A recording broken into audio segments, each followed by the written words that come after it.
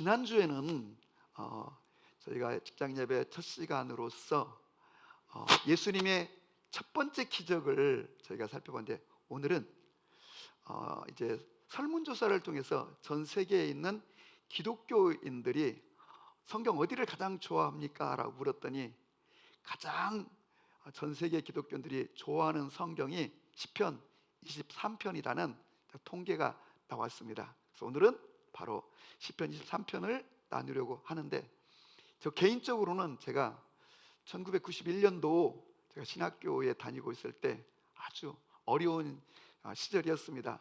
저 수원에서 자취를 하면서 신학대학원에 어렵게 가난한 삶을 살고 있었을 때, 이제 가난도 가난이지만 이제 저에게 참 부담스러웠던 것은 앞으로 나의 진로가 어떻게 될 것인지, 이 불투명한 미래에 대해서 걱정이 참 많았는데, 어느 가을 토요일 오후에 제가 이 시편 23편을 이제 이렇게 무릎을 꿇고 읽게 되었는데, 주님이 그날 이 시편 23편을 저에게 풀어주셨습니다.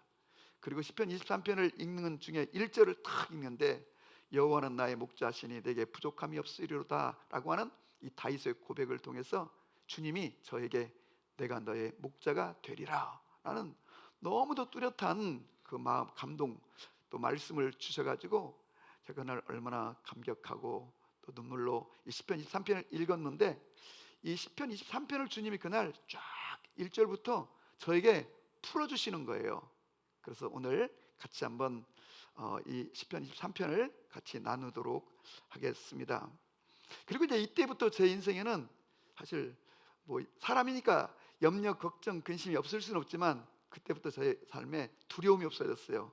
그리고 또 제가 본래 소심하고 좀 내성적이고 근데 담대해지고 또 심령이 강해지고, 그런 어떤 내면, 제 삶의 태도의 변화를 경험할 수 있었는데, 그래서 저는 이 시편 23편을 묵상하는 중에 다윗이 정말로 속된 말로 쥐뿔도 없는 사람이 뭐 그렇게 막 당당하고 담대할 수 있었는지를 알게 되었어요.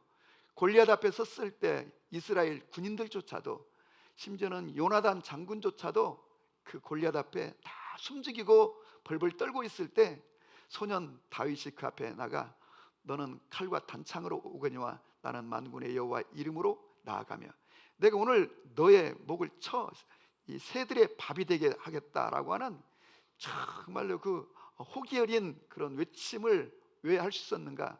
주님이 자기와 함께 한다는 확신을 가지고 있었기 때문이었던 것입니다. 시편 3편에서 그는 이렇게 말합니다. 천만인이 나를 둘러친다 해도 나는 두려워하지 않을 것이다. 뭐 이런 고백도 있고요.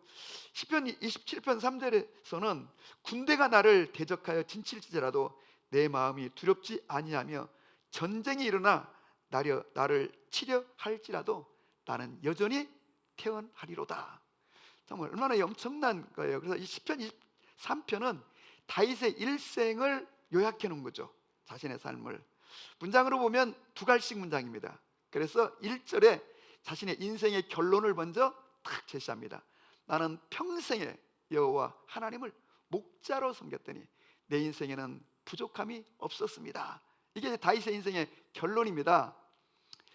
그런데 사실 내려가다 보면 다윗이 심지어는 자기가 사망의 음침한 골짜기를 지난 적도 있다고 할 만큼, 사실 다윗의 삶에는 이런저런 크고 작은 많은 어려움이 있었습니다.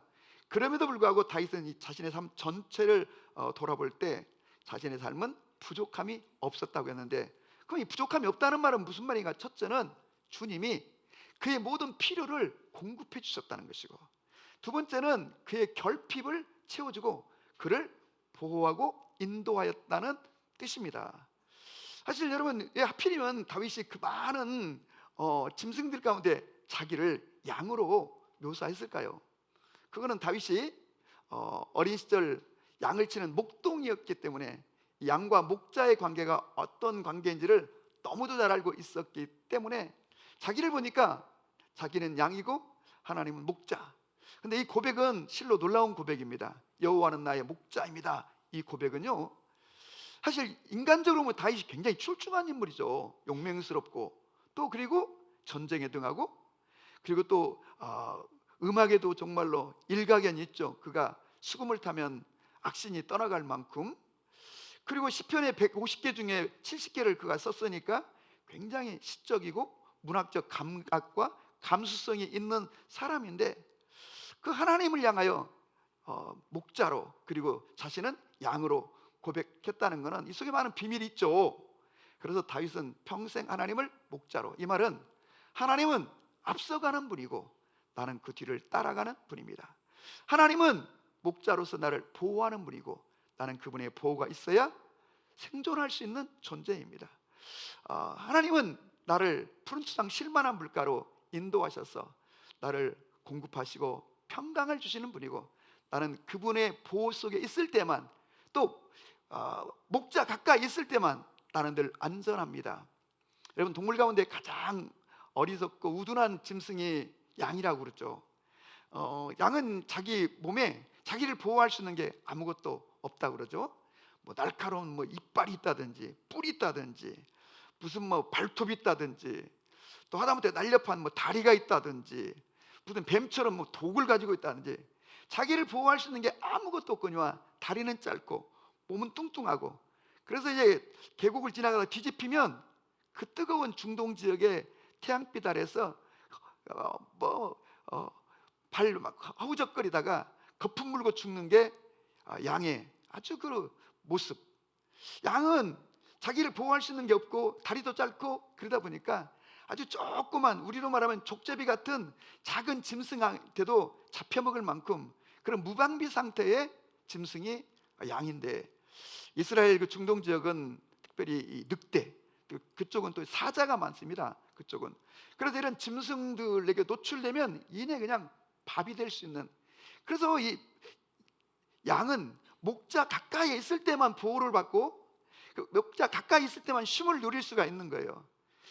돌아보니까 다윗은 자신의 삶이, 자신의 인생이 마치 목자와 양의 관계처럼 그러하더라는 것입니다. 여러분과 저도 이 놀라운 이 비밀, 이 사실을 깨닫고 여러분이 자신의 삶을 저는 주님 앞에 양입니다, 주님은 나의 목자가 되십니다 라고 하는 걸 깨닫고 오늘부터라도 여호와를, 주님을 목자로 섬기면 그 목자가 여러분의 삶을 지키시고 보호하시고 안전하게 이끌어 주실 줄로 믿으시길 바랍니다. 신약에 와서는 예수님은 요한복음 10장에서 제자들에게 나는 너희들의 선한 목자라, 선한 목자는 양을 위하여 목숨을 내어준다 하시고 친히 십자가에 달려 죽으심으로 양들을 위해서 목숨을 내어주시고 양을 살리셨죠. 그 목자이신 예수님은 양들에게 뭐라고 했냐면 10장 10절에 인자가 온 것은 양으로 하여금 생명을 얻게 하고 두 번째는 그 삶을 풍성케 하려고 오셨다는 거예요. 그래서 이 목자의 이 비밀을 우리가 깨닫고 주님을 목자로 섬길 수 있다면 오늘 다윗의 고백이 우리의 고백이 될 수 있고, 우리의 삶에 놀라운 일이 벌어지는데, 자, 2절 이하에 보니까 다윗이 또 뭐라고 하냐면 그가 나를 푸른 풀밭에 누이시며 쉴만한 물가로 인도하신다고 했어요. 이스라엘 나라 가보신 분들은 아시겠지만 이스라엘은 시뻘건 광야입니다. 건기가 시작되면 풀 한 폭이 없는 그런 지역이에요. 그런데 오늘 쉴만한 물가, 푸른 초장으로 인도한다는 얘기는 목자를 따라가다 보면 목자가 푸른 초장으로 쉴만한 물가로 인도한다는 거예요. 여기 중요한 원리가 있는데, 목자는요 그냥 아침에 일어나서 양들을 끌고 이리저리 돌아다니면서 풀을 뜯기는 게 아니에요. 풀 자체가 별로 없어요, 이스라엘 나라. 그러니까 이 목초지는 물이 있는 지역에 일정 부분만 있는 거예요. 그래서 목자는 아침 일찍 일어나서 오늘 자기의 양들을 어디로 이끌어 갈지 코스를 쭉 정하는 거예요. 오늘 저 언덕을 넘어서 저기서 풀을 뜯기고 그리고 계곡으로 내려와서 물을 먹이고 저쪽 편에 있는 그늘진 곳에서 양을 쉬게 해야겠다 해서 하루 일정을 이렇게 짜는 거예요. 양은 먼 거리를 못 보는 거죠, 시야가 길지 않아서. 근데 그냥 무턱대고 목자를 따라가다 보면 때로는 불편한 자갈밭을 걷기도 하고 때로는 엉겅퀴가 있는 가시 덩굴이 있는 데를 지나기도 하는데, 그저 목자를 따라가다 보면 푸른 풀밭이 나오고 목자를 따라가다 보면, 그리고 시냇물이 나오고 목자를 따라가다 보면 쉴만한 그늘이 나온다는 거예요. 이것은 우리에게 무엇을 말하자면, 목자이신 주님은, 우리가 하나님을 목자로 섬기면 그 목자이신 주님은 우리의 인생을 예비된 길로 인도한다는 거예요. 예비된 길로. 이걸 믿으셔야 되고, 실제로 여러분, 주님 우리를 예비된 길로 그냥 무작정 끌고 다니며 고생시키는 분이 아니라 예비된 길로 정확하게 인도하신. 그래서 다윗은 이 놀라운 사실을 깨달았어요. 그래서 쉴만한 물과 푸른 초장으로 인도했다는 것은 하나님이 그의 삶을 풍성케 하셨다는 거예요. 우리가 주님을 목자로 섬기면 이 다윗의 놀라운 이 축복이 우리에게 임하는 줄로 기억하시길 바라요. 사실 알고 보면 다윗이라는 인생은요, 진짜 별 볼 일 없는 사람이에요. 아버지도 그를 인정하지 않아 가지고 다른 형들과 달리 이 다윗은 저 베들레헴 골짜기에서 양을 지키고, 저녁이 되어도 집으로 돌아오지 못하고 계곡에서 양들과 함께 지내야 되고, 밤이 되면 짐승들의 울음소리와 베두인 강도들의 말발굽소리를 들으면 두려움에 사로잡힐 때 그가 할 수 있었던 것은 전심으로 하나님을 의지하는 거였고, 두 번째는 전심으로 하나님의 보호를 기도했던 것. 근데 이 다윗은 그 광야의 들녘에서 양을 지키면서 이 하나님을 의지하고 목자로 섬기는 법을 거기서 터득했는데, 그때마다 하나님은 그를 위로하시고 그에게 두려움을 몰아내시고 그에게 용기를 주시고, 그리고 그 들녘에서 다윗에게 놀라운 총명을 주시고 통찰력을 주시고 판단력을 주시고 담대함을 주시고, 훗날 그가 왕이 되었을 때 필요한 모든 역량들을 어디에서? 이 들녘에서 주신 거예요. 어떻게? 하나님을 목자로 섬겼더니 하나님이 막 깨달음을 주시고, 하나님이 놀라운 것들을 그 들녘에서 목자로 섬길 때 허락했던 것처럼, 오늘도 우리가 예수님을 우리의 참 목자로 섬기면은 주님께서 우리에게 필요를 공급하시되 세상이 줄 수 없는 통찰력, 판단력, 그리고 놀라운 지혜, 리더십, 용기를 우리들에게 주시는 줄로 믿으시기 바랍니다. 그래서 저는요, 사실 그때 이후로 예수님을 나의 목자로 섬기고 난 후에 정말 의지할 곳 없는, 누구도 나를 보호해 줄 수 없는 나의 인생, 정말 주님만이 나의 목자가 되신다, 이런 믿음이 왔어요. 그래서 제가 그때 이후로는 이런저런 삶의 어려움을 만날 때마다 선포하는 거예요. 주님은 나의 목자이십니다. 그리고 어떤 위기를 만날 때, 또 위기가 이제 감지될 때, 그때마다 주님은 저의 목자이십니다 선포하면 주님께서 그때마다 그 위기를 벗어나게 하시고, 때로는 위기가 감지되어서 주님은 나의 목자입니다 선포하면 그 위기가 오다가 돌아가는 거예요. 마치 태풍이 오다가 그 진로를 바꾸어서 저쪽으로 빠져버리는 것처럼, 내 인생을 향하여 걸어오던 이 삶의 어떤 위기가 주님은 나의 목자이십니다라고 선포하면 돌아가는데, 정말 놀라운 것은 거의 대부분의 인생의 문제가 주님은 나의 목자이십니다라고 간절히 그렇게 선포하고 기도하면 거의 대부분의 문제가 24시간 안에 해결되고, 어떤 문제들은 오다가 돌아가는 이런 정말 신비하고 놀라운 경험들을 하게 되었는데, 여러분과 저의 삶에도 이런 놀라운 역사가 있기를 주님의 이름으로 축복합니다. 그분의 지팡이와 막대기가 나를 보호한다고 그렇게 말씀했는데, 이 막대기라고 하는 것은 양을 지키는 몽둥이입니다. 일이라든가 어떤 짐승들이 오면 그 몽둥이로 막 휘두르면서 그 적들을 막아내는 것이고, 지팡이는 이 양이 곁길로 길을 이탈할 때 목을 걸어가지고 안으로 끌어들이는 그런 지팡이와 막대기로, 그렇게 하나님이 다윗의 인생을 그 지팡이와 막대기로, 누구의 지팡이? 일반 목자의 지팡이가 아니라 하나님의 지팡이로 그를 보호해 주셨다는 거예요. 하나님의 출애굽기에 보면은 늙은 모세를 이집트에 보내면서 바로의 나라의 제국에 보내면서 그의 손에 지팡이를 들려줬는데, 너는 이 지팡이로 기적을 행할지니라 한 것처럼, 하나님께서 이 다윗을 그 지팡이와 막대기로 보호하신 것처럼, 하나님은 오늘도 우리를 지키시고 보호하실 뿐만 아니라 우리의 삶이 이탈되고 곁길로 갈 때 우리를 이끌어 주시는 줄로 믿으시기 바랍니다. 1절에서는 다윗이 내 삶에는 정말로 부족함이 없었습니다. 왜? 하나님을 목자로 섬겼더니요 라고 고백해 놓고는 오늘 저 5절에 가서 보니까 뭐라고 말하냐면, 그렇지만 저의 인생에도 사망의 음침한 골짜기가 있었어요 라고 고백하는 거예요. 여러분, 이 사망의 음침한 골짜기라는 게 도대체 어떤 걸까요? 그건 바로 죽음의 위기입니다. 사도 바울은 고린도 후서 1장 8절 9절에서 이렇게 고백합니다.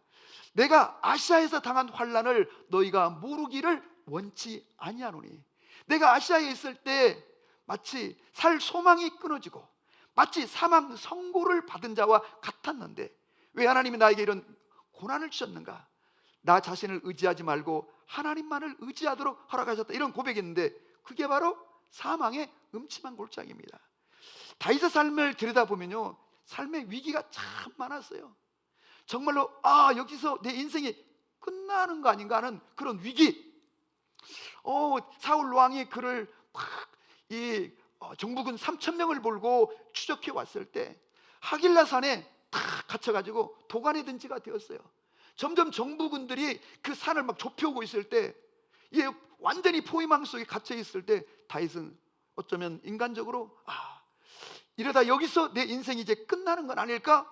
그런 위기의 순간이 왔지만, 그러나 여러분, 다윗은 하나님을 전심으로, 이 다윗의 위기함이 뭐냐면, 어떤 위기, 이성적으로는 희망이 1%도 없는 것처럼 보이는 상황 속에서 이 하나님을 향한 이 나의 목자이십니다라고 하는 이 믿음의 끈을 놓지 않고 간절하게 막 절박하게 부르짖을 때 주님이 놀라운 이해할 수 없는 기적을 통하여 그 위기에서 벗어나게 하시는데, 그 하길라산에서 완전히 도간에 든 지처럼 갇혀 있을 때 전심으로 기도했더니 그때 저 블레셋 군대가 이스라엘을 침공해가지고 전쟁이 일어났다는 전가를 받고 철수해가지고 군인들을 철수시킴으로 다윗이 그것에서 벗어날 수가 있었던 것처럼, 여러분과 저도 우리의 인생의 여정 속에서 이런저런 정말로 우리의 가정, 우리의 회사, 나의 삶 근본을 흔드는 그런 위기를 만날 때에도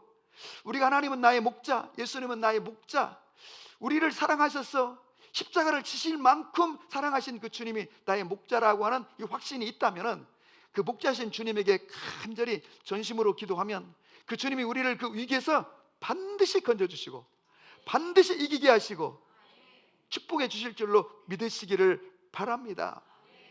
성도는요, 인생의 이 사망의 음침한 골짜기를 통과해야 진짜 성도가 되는 거예요. 제가 이제 경험적으로 보니까요, 이제 나름대로 정말로 진짜 내 인생 너무 감사하다, 참 내 인생은 하나님의 축복을 참 많이 주셨다, 감사한 게 너무 많다, 이렇게 이제 고백하시는 분들하고 대화를 해보면요, 그 지나온 날들 속에 막 그 고난이 별로 없는 것처럼 얘기해요. 근데 실제 대화를 해보면 그 나름 고난이 많이 있었어요. 역경이 있었어요. 근데도 그는 말하기를, 그래도 하나님의 은혜 속에서, 하나님의 축복 속에서, 또 하나님이 도와주셔서 잘 극복을 주셨다, 대수롭지 않게 고백하는 사람들이 있는가 하면, 참 자기는 진짜 인생이 어쩌면 이렇게 꼬이고, 나는 정말로 내 인생은 정말 실패한 인생, 그런 인생이라고 이렇게 자기 스스로를 생각하고 있는 사람들의 이렇게 얘기를 들어보면, 그 사람의 삶에는 어쩌면 저렇게 일이 꼬이고 저리 꼬이고 어려움이 많고 고난이 많고 역경이 많은지. 그래서 그가 말하기를, 나는 내 인생의 그 위기 속에서 모든 걸 다 잃었고, 명예도 잃었고 재산도 잃었고 건강도 잃었고, 그 위기 속에서 자기는 너무 많은 걸 다 잃었다고 말해요. 근데 자기 인생을 하나님의 축복 속에서 오늘 여기까지 올 수 있다고 고백하신 분은 뭐라고 고백하냐면, 내가 정말로 아주 심각한 위기를 만났는데 정말 하나님께 간절히 기도했더니, 하나님을 의지했더니 하나님이 나를 건져주셨을 뿐만 아니라 거기서 하나님을 경험하고, 나는 그때 정말 나의 모든 걸 다 포기하고 버리고 하나님만을 의지하며 살기로 뜻을 정하고, 그래서 여러분, 이 사망의 음침한 골짜기를 지날 때에 주님을 목자로 섬기고 살아가는 사람은 그 인생의 이 사망의 음침한 골짜기에서 주님을 경험하고, 기도 응답을 경험하고, 주님의 사랑을 경험하고, 그분이 나와 함께 동행하심을 경험하고, 치유를 경험하고, 자기의 자아가 파쇄되는 걸 경험하고 겸손케 되는 것을 경험하는 거예요. 근데 목자가 없이 사망의 음침한 골짜기를 지나면 두려움과 걱정과 원망과 염려 속에서 오만 가지 아픔 속에서 모든 걸 다 잃어버리고 판단을 잘못하여 다 잃고 어려움 속에 나와 남는 게 없고 고생만 딥다 하는 그런 인생이 되더라는 거예요. 그리고 또 하나는, 왜 그러면 나름 정말 하나님의 은혜 속에서 주님을 목자로 섬기고 살아온 사람들은 자기의 지난날의 고생을, 그 위기를, 고통으로 말하지 않는 것일까? 제가 보니까 이런 거예요. 그 고통과 이 사망의 음침한 골짜기의 그 어두웠던 시절을 과정으로 인식하는 거예요. 과정. 축복의 땅으로 가는, 하나님의 영광의 땅으로 가는 자기 인생의 과정으로 인식하는 거예요. 과정.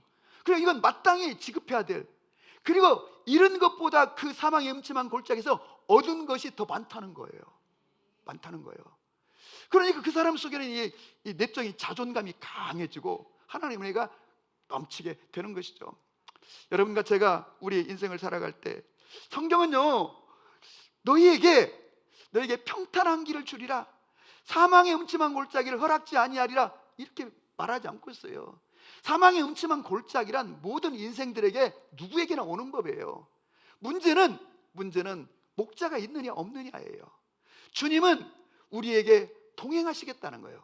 사망의 음침한 골짜기에서. 그래서 우리는 그 사망의 음침한 골짜기를 지날 때에 그 고난보다 더 크신 주님이 나의 목자이시고 나와 함께한다는 인식 속에서 기도하되 전심으로, 마치 다윗이 이 길을 만날 때는 짐승이 신음하듯 기도했다고 그랬어요.